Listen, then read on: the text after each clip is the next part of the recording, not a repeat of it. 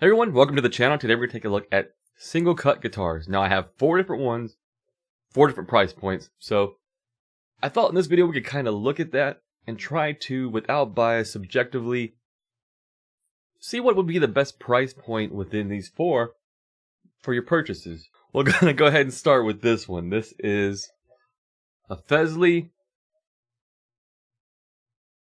I don't even remember the model number. It's a Fezley. It's called a deluxe edition. They're like a little bit less than 200 bucks. There's not a lot of deluxe in this, man. If you get one of these, we're gonna go ahead and throw this out of the categories. It's really not. It shouldn't be an option unless you like tinkering, because the frets are gonna be bad. You're gonna need to do leveling. You're gonna have to do crowning, polishing. The tuners are okay, but it is a bolt-on. They say it's mahogany. I don't know. Pickups are okay. It's kind of a LTD style single cut, but this one I tried to really get it to stop buzzing. I could not get it to stop buzzing. I don't know if maybe I need to take the neck off, see if there's some shims underneath there, but overall, not very impressed with this guitar. So this one, it's gone. It's it's out of the criteria, right? So then we have this one. Now this one is what that guitar wanted to be, but it wasn't quite there. It's an EC-256. It's about twice as much as that guitar, but when you get to that next price tier, you start getting a lot of guitar. The pickups were okay. I did change those out.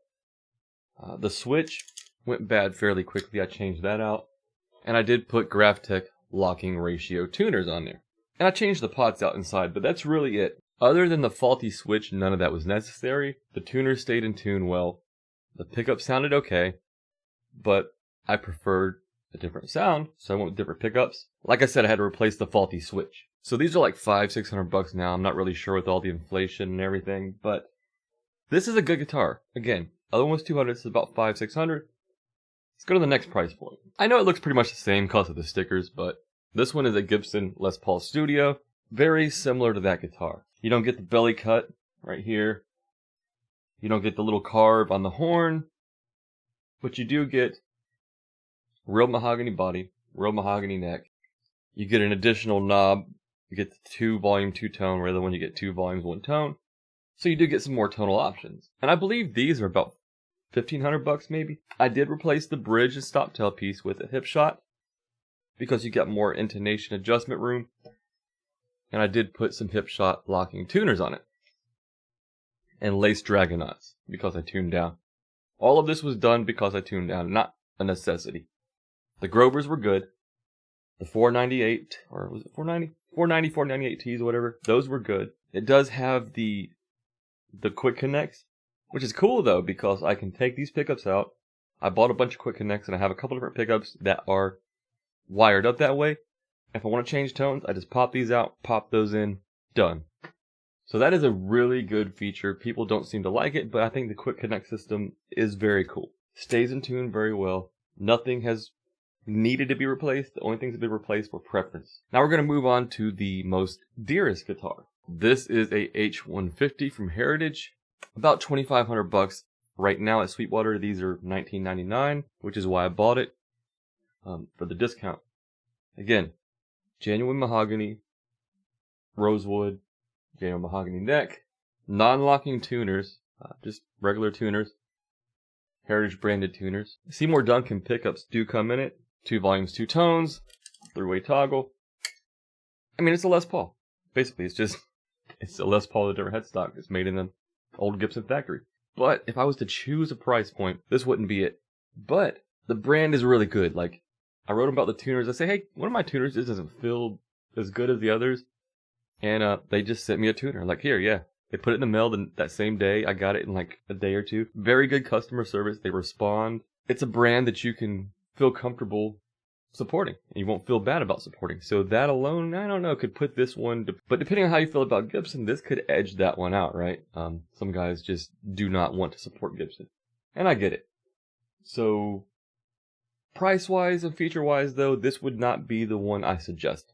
So as you can tell, the most expensive one and the cheapest one are out of the equation. And now that brings us back to these two. If we're talking new, strictly new, it's hard to say. I would probably go with the LTD just because of how much cheaper it is. You can really get a lot of guitar for the $500-600. And I've had this guitar for quite a long time. And other than that switch, I've had no real issues with it. Like, it's gonna stick around. It's been here forever. It's comfortable to play. I'm used to it. It's a good guitar. This one, though, if we're talking used, I got this one for like $800. I put the tuners on and the bridge and tailpiece. And that would put you still under $1,000 for this, USA made guitar, genuine mahogany, rosewood. Just an all-around good guitar. So, used, I don't know, maybe even new. I would say go with the studio because it's not going to give you the fancy tops. I think some of the studios do. Anyway, it's not going to be that fancy top that you're used to for like the standards and the customs.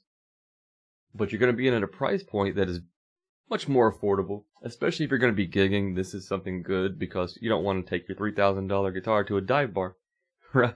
So yeah, I would say, I don't know, man, it's kind of both, right? I would go either way. Like, one of these two would be my best pick if I was going to get a single cut today. If you took this one out of the equation and went with an EC-1000, I would kind of edge this out because you're getting locking tuners, you're getting really good pickups. But that's not in the video. Just thinking out loud. I would go with the Studio from Gibson over the EC-256 from LTD. And I guess that would be my final answer. Studio from Gibson, unless you're going to get an EC-1000. The reason I want to suggest an EC-1000 is the price point that they're at now is kind of really like crazy. They used to be at a much better price point. They're not anymore. And I would still say a studio used is going to be my preference over a brand new EC-1000. Not really sure what the point of this video was. I just kind of wanted to show you these guitars and just kind of think out loud. Mainly for myself, for future buying purposes, When I go look at guitars, be like, hey man, what did you say? Don't go look at that one, go look at that one. Anyway, hope you guys dug this video. See you in the next one. Grab yourself a studio if you have not. Grab yourself an EC-256 if you've never played one. And you just feel like maybe they're cheap junk. They're really not. And if you've never played one of these, definitely get your... This is heavy. Like, this guitar is the heaviest of them all in this room. Very comfortable to play. Full on weight. Great guitar. So, if you'd like to see some sort of demo on this, let me know. I might do that. See you guys in the next video.